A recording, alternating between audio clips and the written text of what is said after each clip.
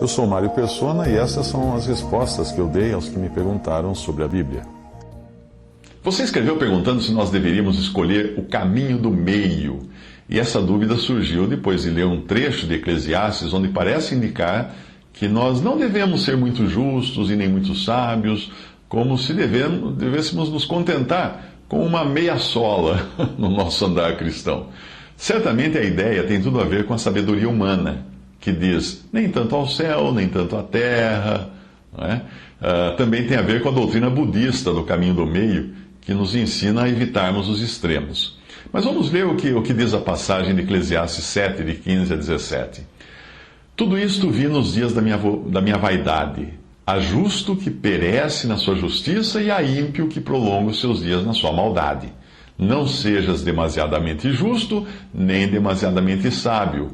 Por que te destruirias a ti mesmo? Não sejas demasiadamente ímpio, nem sejas louco. Por que morrerias fora do teu tempo? É preciso entender, antes de qualquer coisa, que o livro de Eclesiastes é o ponto de vista do homem, do pregador Salomão, das coisas que ele viu debaixo do sol. É experiência humana. E não é necessariamente a vontade de Deus que nós encontramos nesse livro, mas encontramos a sabedoria do homem.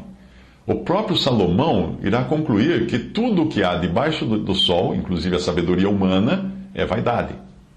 Então, dentro do que ele viu nos dias da sua vaidade, como ele próprio confessa ali, o melhor mesmo seria você ser morno, isto é, nem quente nem frio.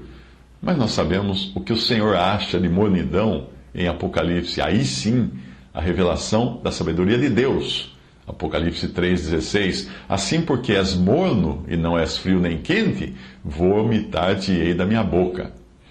O próprio Salomão, ao escrever Provérbios, revela que o desejo dos céus e não da terra é que busquemos a sabedoria. E o Senhor confirma isso algumas vezes nos Evangelhos. Provérbios 18, 15. O coração do entendido adquire o conhecimento e o ouvido dos sábios busca a sabedoria.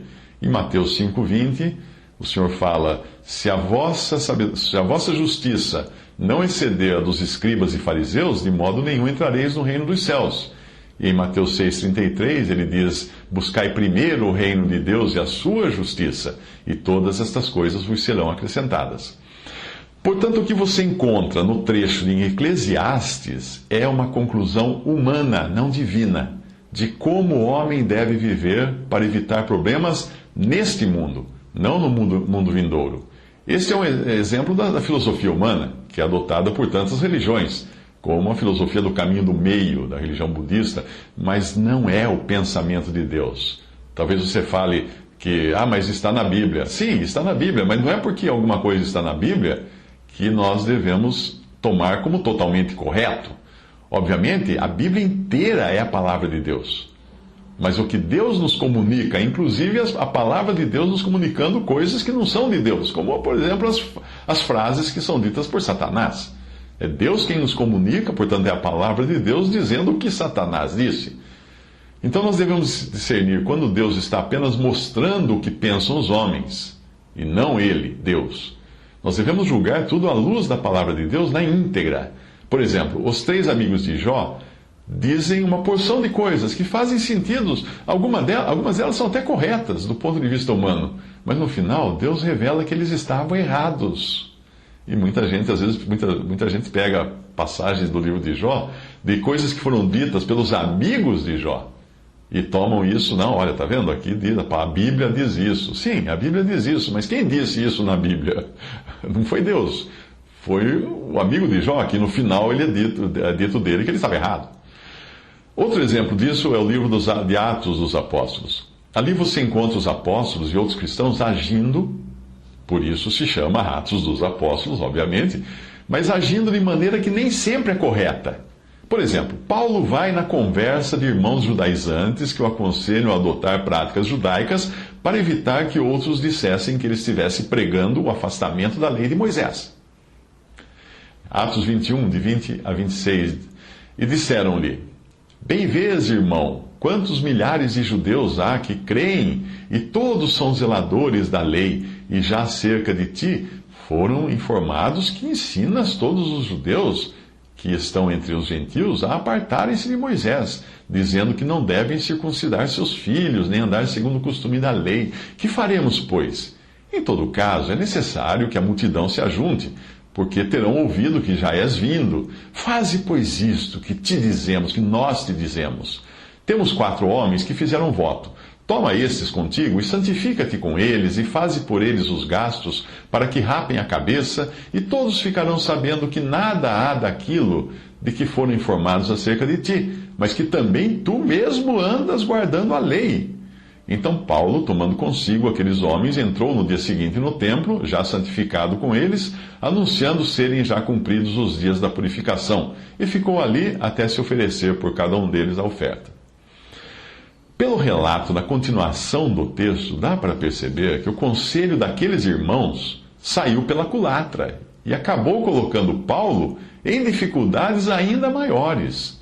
Mais tarde, em Gálatas, o próprio Paulo viria a repreender a Pedro por querer ser uma coisa com os judeus e outra coisa com os gentios. Isto, porém, não está em contraste com 1 Coríntios 9:20, quando Paulo diz que se fez como judeu para ganhar os judeus ou como gentil para ganhar os gentios. Não é disso, não é daquela passagem de Atos que ele está falando. Ali em 1 Coríntios, ele não está se referindo a voltar à guarda da lei, por um lado, ou mergulhar no paganismo por outro, porque se ele falar assim, eu me fiz como os gentios, o que ele fez? Começou a oferecer sacrifícios a ídolos.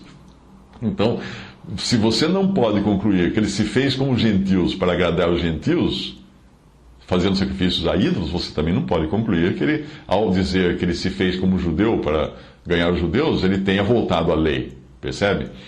Eu acredito que nessa passagem ele esteja falando mais no sentido da forma como agiu em Atos 17:23. Veja só como ele tomou o ponto de partida, o fato dos gregos venerarem um Deus desconhecido, dentre os muitos ídolos. Ou seja, Paulo faz uso de algo que podia ser um interesse comum entre ele e os pagãos, para começar daí a sua apresentação do Evangelho. Assim como o Senhor usou de um elemento comum, no caso água, para falar à mulher samaritana à beira do poço.